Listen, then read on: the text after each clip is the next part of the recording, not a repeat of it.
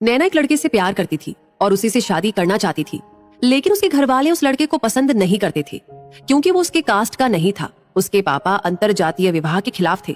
उनका मानना था कि शादी विवाह अपने ही कास्ट में करना चाहिए। एक दिन नैना उस लड़के से बात करके, जो कि दिल्ली में नौकरी करता था, घर से भाग गई और उससे मिलने जाने के लिए कानपुर स्टेशन पर पहुंच चुकी थी। ट्रेन रात के 11 बजे की थी, तो वो स्टेशन पर बैठकर ट्रेन का इंतजार कर रही थी। नैना जिस बेंच पर बैठकर ट्रेन का इंतजार कर रही थी, उसी बेंच पर एक लड़का भी आकर बैठ गया। देखने में कोई हीरो से कम नहीं लग रहा था।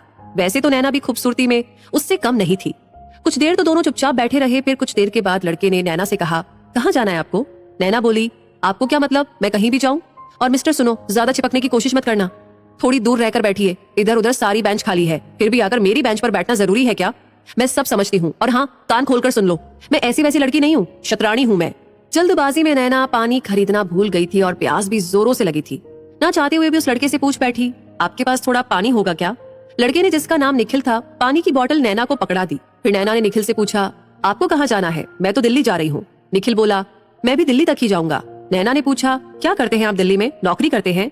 निखिल ने बताया, नहीं, मैं दिल्ली में यूपीएससी की तैयारी करता हूँ। निखिल ने पूछा, आप क्या वहीं रहती है? नैना बोली, नहीं, मैं अपने दोस्त से मिलने जा रही हूँ। तभी स्टेशन पर उनकी ट्रेन आने की अनाउंसमेंट हुई। निखिल ने वेटिंग टिकट लिया हुआ था, इसलिए वो नैना के साथ ही नैना की सीट पर जाकर बैठ गया। कानपुर से ट्रेन अभी कुछ ही दूर आगे बढ़ी, तभी उनकी सीट के पास 5 लोग आकर बैठ गए। उनमें से 3 लोग नैना के बगल में आकर बैठ गए और 2 लोग सामने बैठ गए। उनके मुंह से शराब की गंदी बदबू आ रही थी। इसके बाद तो वो गंदे गंदे कमेंट पास करने लगे।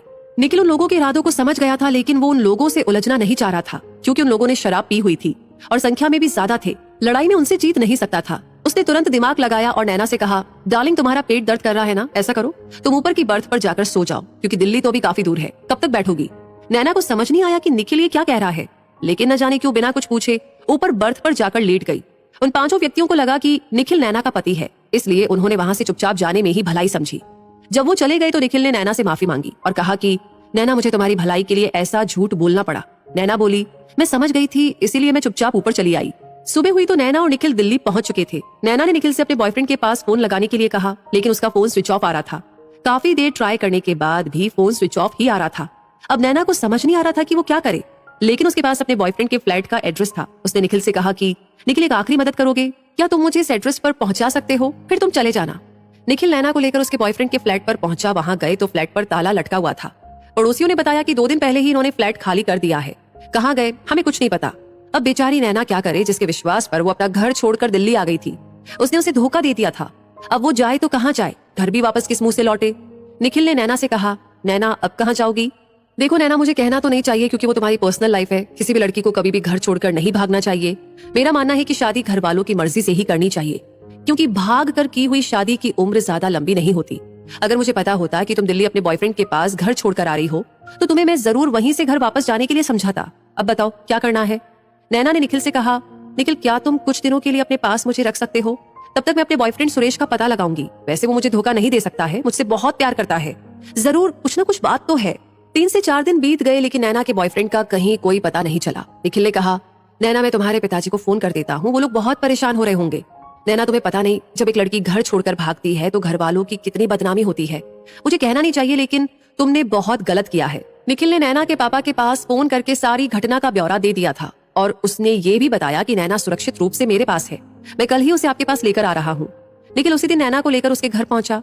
निखिल जैसे ही नैना के घर पहुंचा, निखिल के पापा ने निखिल को पहचान लिया, क्योंकि नैना की शादी की बात निखिल से ही चल रही थी और नैना के पापा ने निखिल का फोटो देखा था। नैना के पापा निखिल को देखकर बोले, अरे बेटा तुम?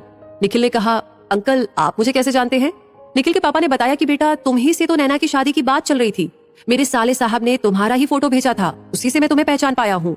तो नैना को जब ये पता चला कि उसकी शादी पहले निखिल से ही तय हो रही थी, तो उसे अब निखिल से बहुत शर्म आने लगी। नैना अपनी माँ से जाकर बोलती है कि माँ, आप लोगों ने जिससे मेरी शादी तय की है, मैं उससे शादी करने के लिए राजी हूँ। शाम को निखिल जब नैना से अकेले में मिला तो नैना ने कहा कि मेरी पिछली जिंदगी जानने के बाद भी क्या आप मुझसे शादी करने के लिए तैयार हैं? निखिल ने हाँ में सिर हिलाया। फिर क्या था, दोनों की चट मंगनी और पट ब्याह हो गया। दोस्तों, सही कहा गया है कि जोड़ियां तो ऊपर से बनकर आती है, पृथ्वी पर तो सिर्फ हम उन्हें मिलाते हैं।